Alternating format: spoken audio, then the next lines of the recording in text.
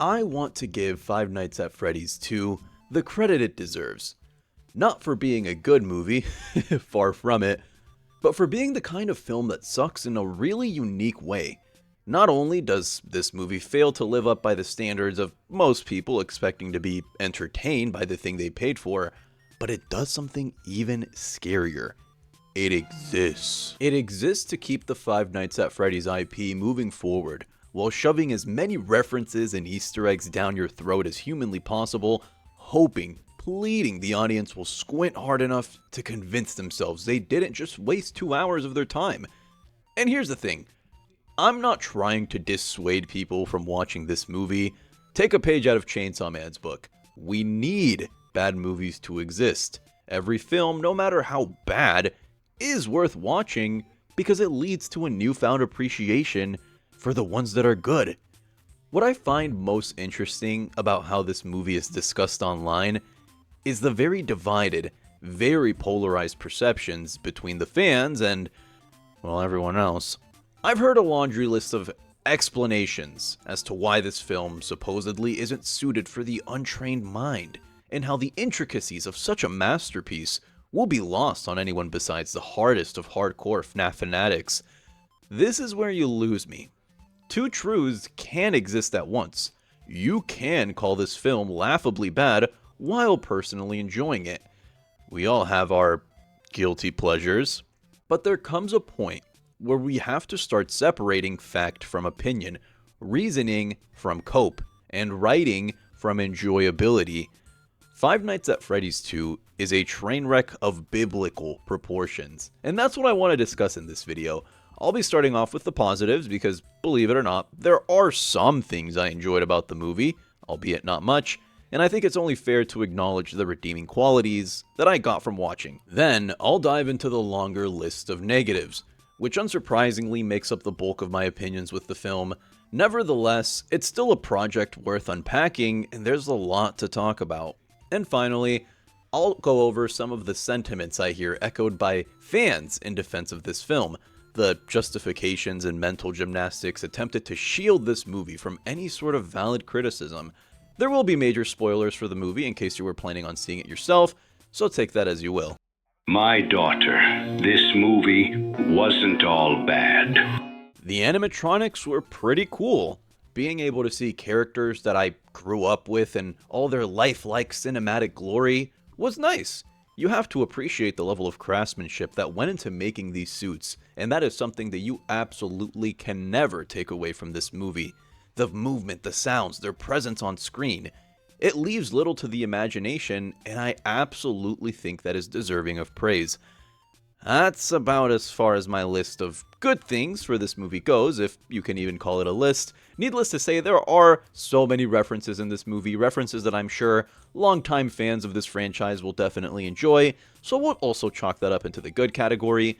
With all that being said, there truthfully isn't that much to talk about here, but I do have a lot to say in the next section. Let's dive into the bad. My daughter, this movie fucking sucks.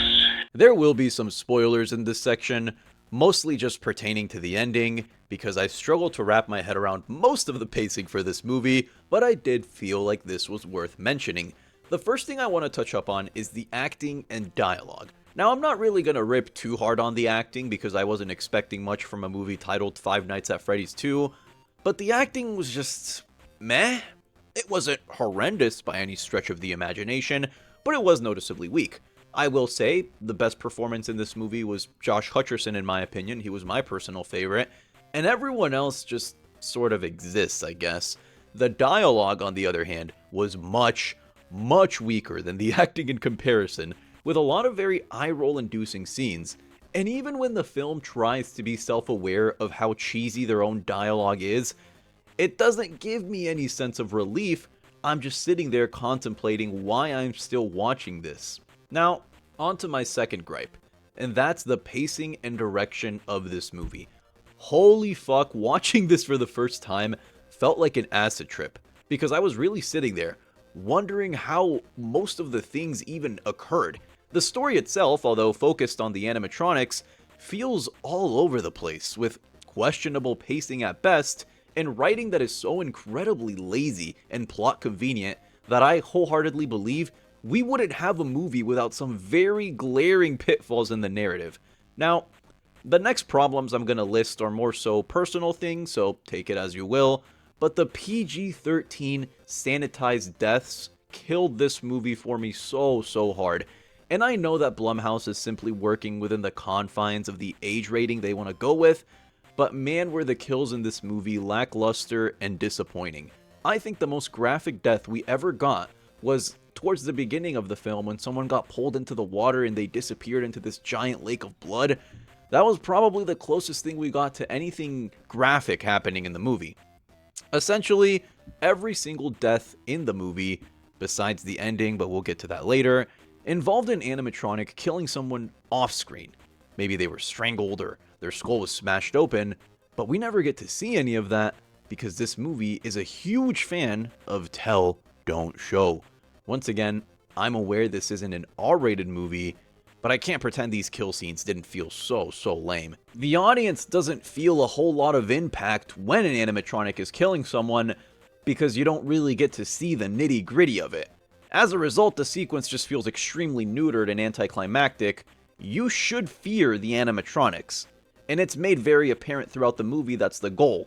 But when it's finally their time to shine and they're about to brutalize someone or they're about to crack some skulls open or strangle someone, we're just supposed to imagine that it looked bad? That's boring. Now, this next negative sort of ties into the previous one, but it's the lack of any actual horror in this movie. Now, correct me if I'm wrong, but Five Nights at Freddy's is supposed to be a horror franchise, right? This movie just spammed a bunch of cheap jump scares that worked maybe once throughout the entire runtime of the film, and everything else sort of just falls flat. The movie itself fails to create any sort of real atmosphere, fear, or tension, so that leaves most people above the age of 13 pretty capable of not feeling anything at the quote-unquote scary parts of the movie.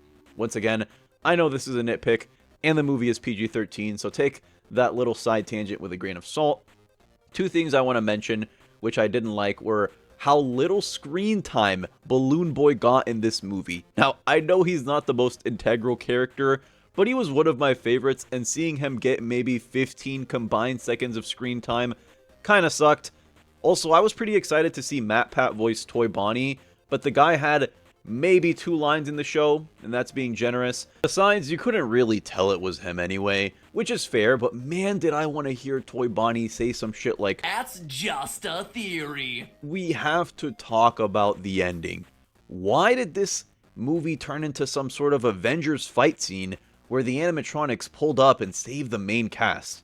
This was so nonsensically goofy that I was just sitting there with my mouth agape, wondering what game I missed where this happened. It genuinely felt like that one Versus image of the fan animation with the animatronics. That's the best way that I could describe this ending. The movie wasn't strong to begin with, but the way they concluded it did not do them any favors. Now that basically covers all of my grievances with this movie, but the last thing that I want to talk about is the fans. My daughter, these motherfuckers are delusional. The one thing that really pissed me off about this movie, besides the laundry list of negatives regarding the film itself, is the fans of the Five Nights at Freddy's franchise. The fans who will deflect any sort of valid criticism made against the film because you aren't allowed to have a negative opinion on this movie. Now, the audience and critic scores are pretty polarizing. It seems like the average moviegoer enjoyed the movie a lot more than the average critic. And I personally think that is a great thing. If you had a fun time watching this and walked out of that theater with a big fat smile on your face, then I am happy for you. I am glad that you found personal enjoyment in this movie. What I'm not gonna let people do is pretend like this film is immune to criticism because it was made for fans. Among many things, FNAF fans don't want to acknowledge this movie was just objectively weak. And that is very frustrating. You can admit this movie was poorly written while also liking it personally. These two truths can coexist at once. You actually can have one with the other. Let's get into some of my favorite copes people will throw at you to try and justify the end product that was Five Nights at Freddy's 2. We cannot be dead ass. It's for the fans. If the only redeeming quality about your movie is that it's a film catered to FNAF fans, then just make a 2-hour compilation of references and call it quits. At that point, do we even need a second movie? When I'm going to a movie theater and I am paying to watch something, there's a certain level of quality I'm hoping to get. I'm not saying every movie needs to blow my foreskin off with how amazing and flawless it is, but I am saying there's gotta be some sort of standard here. And the fact this movie was made for fans doesn't absolve it of that standard. I have spent 6 or 7 hours editing this. You need to be a longtime fan to enjoy this movie. This is another one I truly cannot wrap my head around. Because if this movie was well written, and the stakes felt worthwhile, and the narrative was captivating, you wouldn't need to have played every single Five Nights at Freddy's game in chronological order to enjoy it. The entire rhetoric itself is so stupid to me, because let's think this through for a second. Let me put you through a hypothetical. I am a fan of a music band. I have been a fan for many years, and I consistently enjoy the music that this band produces. One day I go to the concert, and the lead singer takes a giant bucket of cow manure and dumps it all over my face. He then tells me, this is for the longtime fans. Does that mean I should be giddy to have cow shit thrown all over my face? Should I accept that outcome as a favorable one? Because if I don't, I might be deemed as not a real fan? No, I don't, and I reserve the right to criticize something even if I am a longtime fan of it. I don't have to pretend this hypothetical band can do no wrong just because I've been invested in them for years.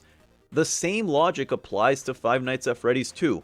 You can be a fan of this franchise for the next century and still be allowed to call this movie bad because it kinda is. I am running out of things to say. It's a silly kids film. Don't take it seriously. Granted, I can see the reasoning behind this one more than the others. Sure, I'm not going into a movie titled Five Nights at Freddy's 2 expecting Oscar award-winning levels of screenplay or acting, but that doesn't mean I shouldn't have any expectations. The thing people fail to realize is that just because something is made for children doesn't mean it gets a free pass to suck dick and balls. Children deserve well-made media just as much as adults do. And working within the restrictions of a goofy and child-friendly film doesn't mean it has to be subpar, because we have so many great children's movies.